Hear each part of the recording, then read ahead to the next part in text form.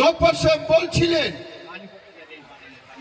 আমি কৃতজ্ঞ স্বীকার করছি আপনাদের দ্বারা নির্বাচিত হওয়ার পর, কর্মদক্ষ হওয়ার পর এই এলাকার ছোট বড় অনেক রাস্তা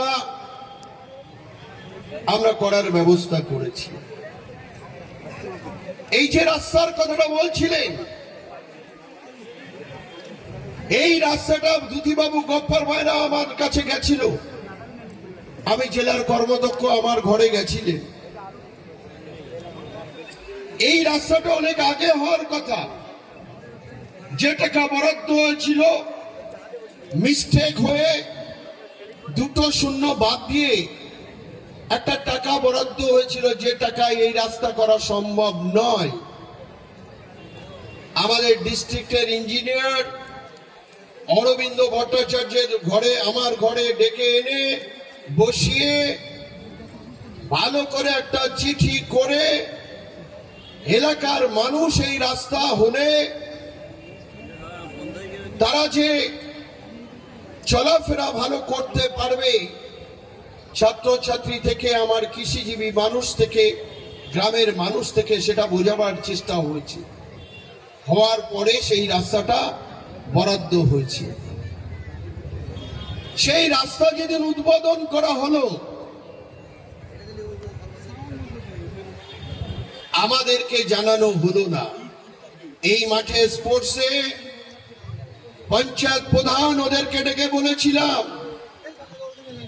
যে এই রাস্তাটা অনেক কষ্ট করে বিভিন্ন ছোটাছুটি করে আমরা সকলে মিলে করেছি, তোমরা এটা জানো না, কিন্তু এই রাস্তাটা একটু ভালো করে উদ্বোধন করতে হবে। বিশেষ করে গফফর ভাইকে, দুতিবাবু, অসিত বাবু এবং আমাকে যদি বলো আমিও চলে আসব, কিন্তু তারা একেবারে বুড়ো আঙুল দেখিয়ে, অসৌজন্যবোধ দেখিয়ে আমাদেরকে একটু SMS করে বলা হলো না, টেলিফোনের মাধ্যমে বলা হলো না, তারা রাস্তা উদ্বোধন করছে। বিশ্বাস করুন, সেদিন ঘরে বসে, জেলা পরিষদের ঘরে বসে আমার চোখটা ছলছল হয়ে উঠেছিল যে এত কষ্ট করে এই রাস্তাগুলো আনা। পঞ্চায়েতের প্রধান, তাদের কাজ কি? উন্নয়নমূলক কাজগুলো মানুষকে সঙ্গে নিয়ে করা, কাউকে বাদ দিয়ে নয়। আসলে আমরা মানুষকে জানাতে একটু ভীতি সন্ত্রস্ত হয়ে যায়, কোন অদৃশ্য কারণে আমরা হয়ে যাই, এটা আমার এখনো বোধগম্যের মধ্যে আসে না। নিশ্চয় মনে হয় আমরা যদি ইনভলভ হয়ে যাই, তাহলে পিছনের কি ব্যবস্থাটা সেটা কমে যাবে বলে আমাদেরকে ডাকা হয় না বা বলা হয় না, যেটাকে বলা হয় কাটমানি। আমি প্রত্যেকটা ক্ষেত্রে এজেন্সিদেরকে বলে থাকি,